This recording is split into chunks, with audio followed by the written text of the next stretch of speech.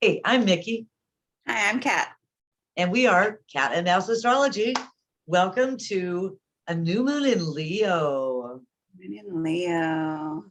Leo, the place for the sun to shine. Let your And creativity out. let that creativity out. Have a wonderful romance. Oh, yeah. Yeah. The sun shines on all kinds of fun things in Leo. And this new moon is trine Jupiter. Oh yeah, babies. So exciting. This is really cool. This is so cool. So shall I share the chart? Yeah. Okay. Find it here.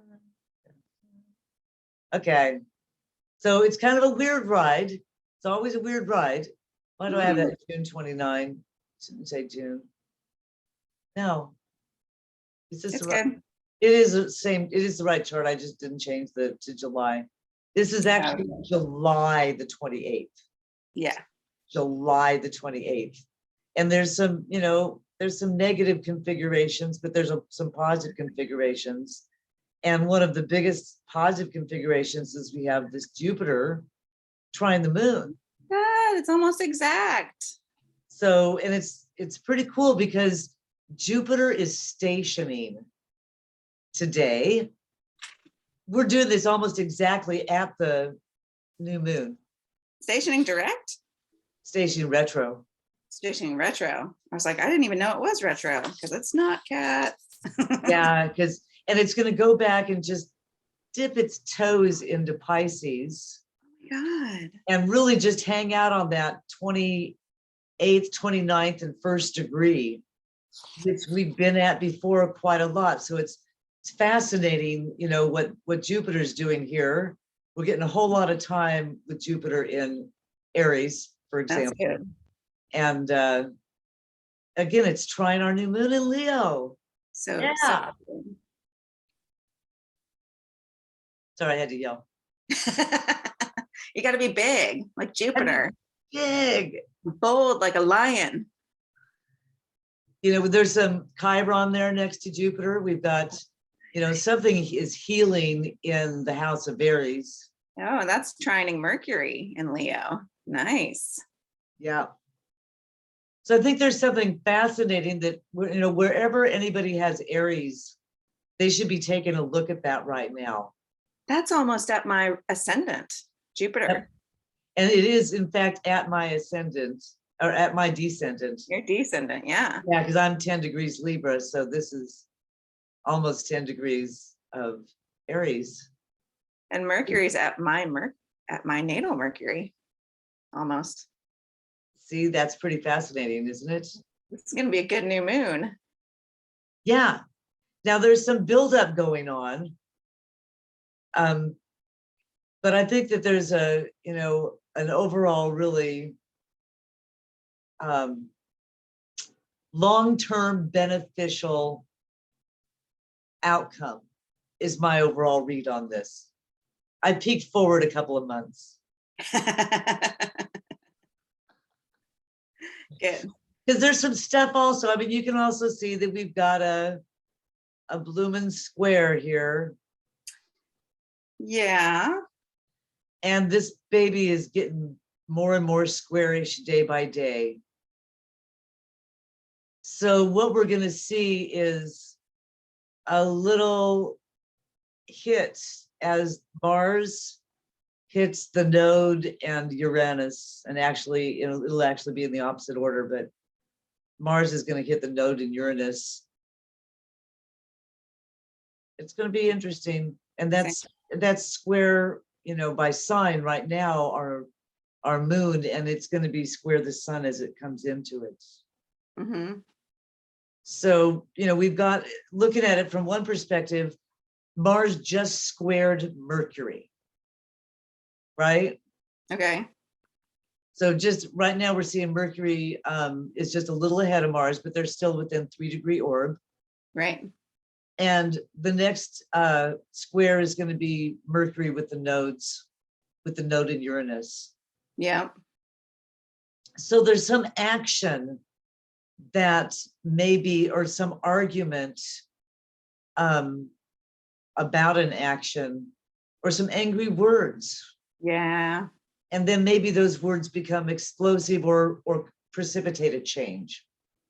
I'm going to go with precipitated change because of the way that it's Mercury is going to be opposing Saturn. Yeah, the Saturn, they step out angry, and say stop.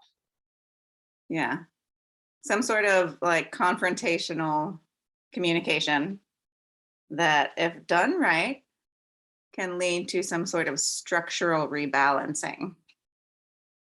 In fact, yeah, in fact. And you know, it's interesting. I went back and I looked at a couple of the Mars cycles. You know, when we've had Mars a long time in certain positions. Right, it's going to be active. Yeah, we're about to have Mars for a really long time, going back and forth in Gemini. Oh, okay. This is where the United States Mars is. Oh, fun. So there's a natal Mars return here, or a United States Mars return here coming up. So that's, like I say, we're pulling into a time that's going to be maybe kind of stressful, and I think we need this positive time period to take a look at it. There's two positive things going on. This is interesting. Yep. Black Moon and Venus conjunct. Yeah, and you know, it's a loose conjunction, but they're sextile Mars. Oh. Yeah, and Uranus. Yeah, that's fun. Right. And so we've got, you know, and we also have another sextile with Pluto and Neptune. Oh, that's fun too. Right. So we've got a couple sextiles in this mix. It's not all, you know, doom and gloom, but there's a big change that's brewing. And I think a lot of people can feel the energy. I heard Rick Levine talk about, you know, using a keto when there's big energy. So instead of getting hit by a big wave, you know, you surf it. Okay, yeah.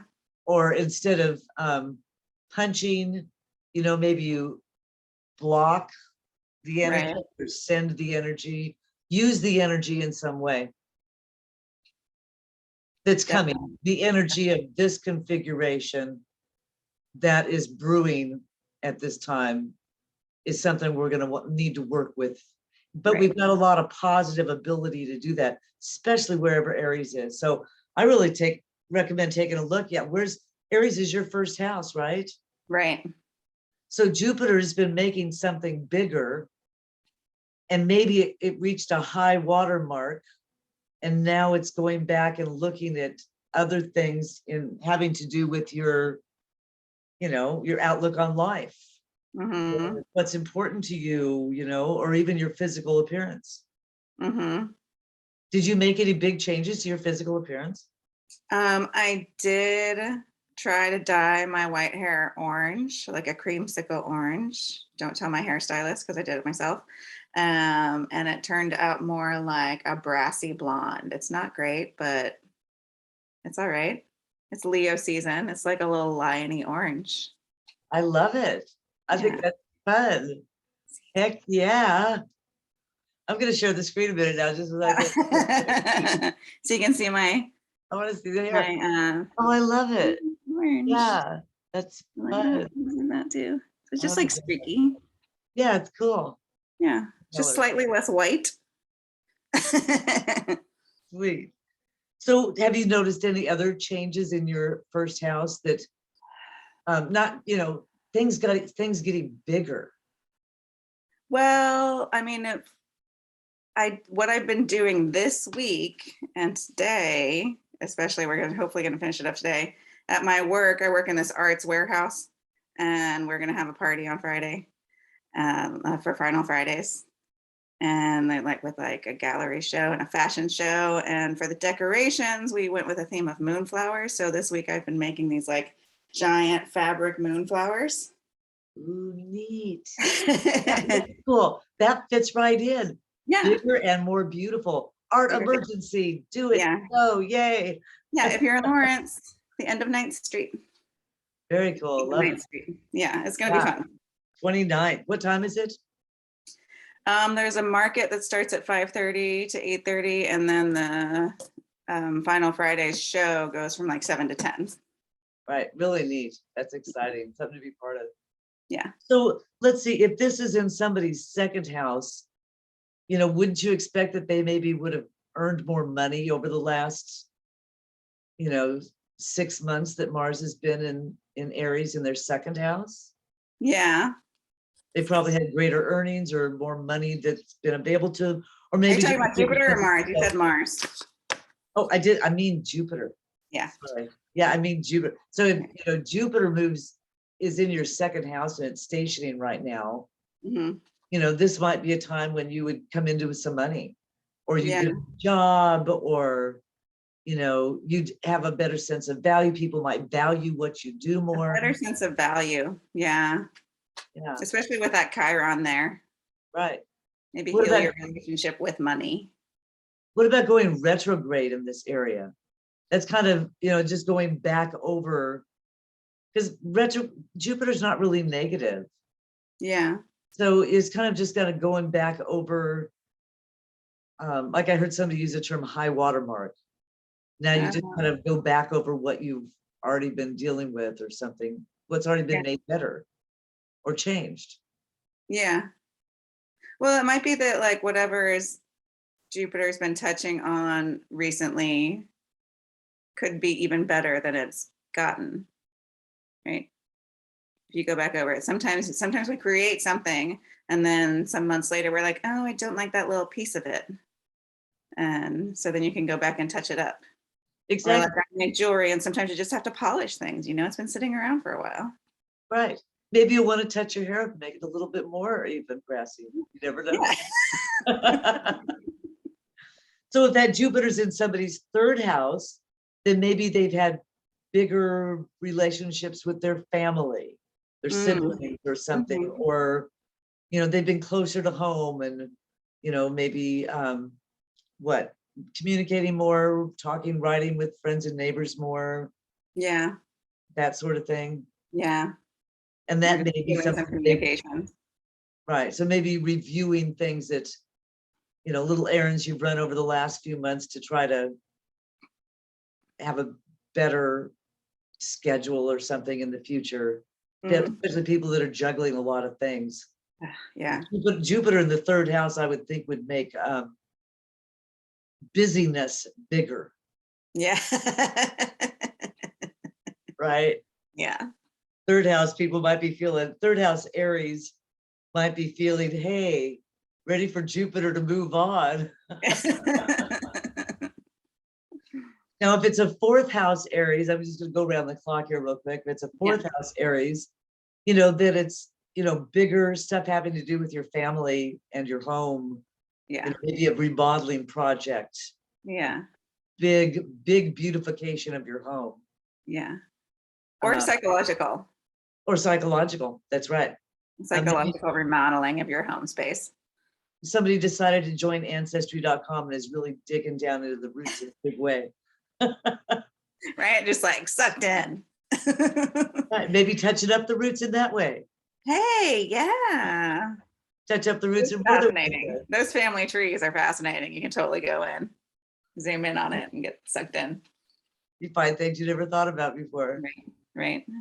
So let's see, what about fifth house? If it's a fifth house Jupiter, it's making bigger your, that would fit right in right now with, if Aries was in your fifth house. Yeah. You're already your creative self. Right, you're getting a Leonian full moon. Yeah. So you're kind of getting a double whammy. Somebody in their fifth house is probably running into a lot of luck. Yeah. Yeah. Very expansive creative drive. Right. And sixth house, might be doing more service oriented stuff. If somebody's got a Jupiter impacting their sixth house, maybe they've got, they've resolved a health issue or started a big exercise program or some big diet that they're working on, or Yeah. I suppose, you know, what else besides service and work is for the 6th house? Somebody buys a big dog, Why did you say that? because animals and pets are considered 6th house. No, I didn't know that. Yeah. So Okay. if you've got Jupiter in your 6th house and you're into it, maybe you just bought, you know, a German Shepherd or something like that. I don't know. Okay, 7th house. That's me. I've got Jupiter's big in my 7th house. So bigger relationships or more relationships. I just did a big event with a lot of people, which haven't done a lot of that because of, as a matter of fact, since Jupiter went into my 7th house, Aries, I've done more of stuff with people than I have in 2.5 years. Hey. Well, because of the COVID lockdown. Yeah. I Yeah. didn't go anywhere or do anything. You know, everything was really close and small. But Yeah. as soon as Jupiter entered my 7th Your house, 7th house, you're like, let's get together. let's get together. Yeah. And that's been a big thing for a while. So I wonder what the retro is going to be, is thinking about, or maybe going back over the way Like, I've oh, gotten together with people. maybe I got together too much. I don't know.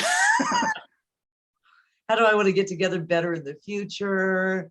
Yeah. Yeah. I don't know. So then if we did a 8th house, that's, you know, maybe more bigger fun in the sack. Yeah. Somebody just got a huge inheritance. Yeah. Jupiter in their 8th house. Yeah. Something like that would be good. 9th house, somebody's decided to go back to school, Yeah. get a bigger education, or is going to go on a big trip. What a big trip. Big trip. What would you think other things would be for like 9th house? I suppose you could come to some sort of grander understanding of esoteric things. Maybe you hit like a breakthrough and your understanding of something that you've been trying to figure out. Excuse me. That's me being philosophical, psychological. You okay?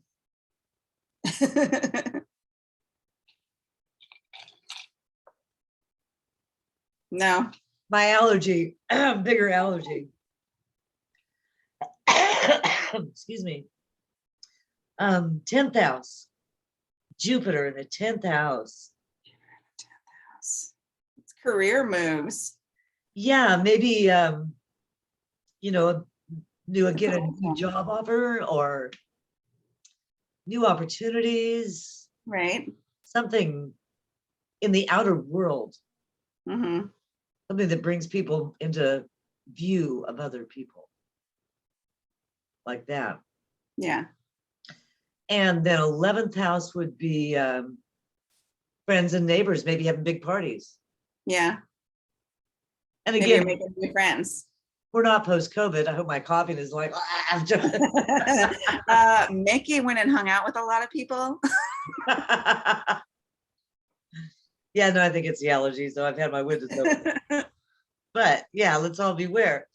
You know, and Mars having a big impact on us now, there was a lot of impact with Mars in COVID in 2020. So we're now having this big Mars-Uranus thing coming, which we'll have to talk about in our next video, I guess. Yeah. The last one here would be the 12th house.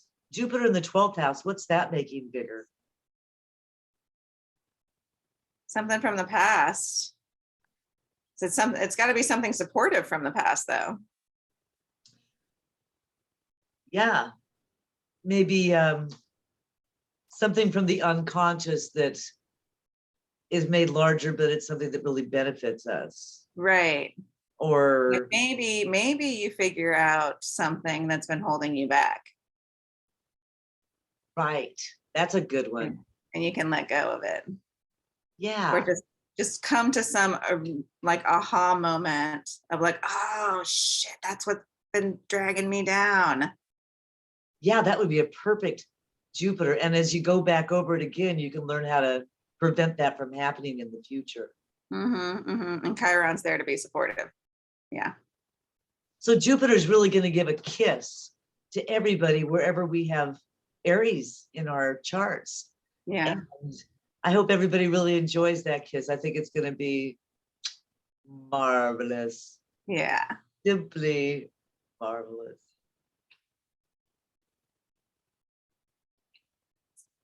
What is the symbol for that?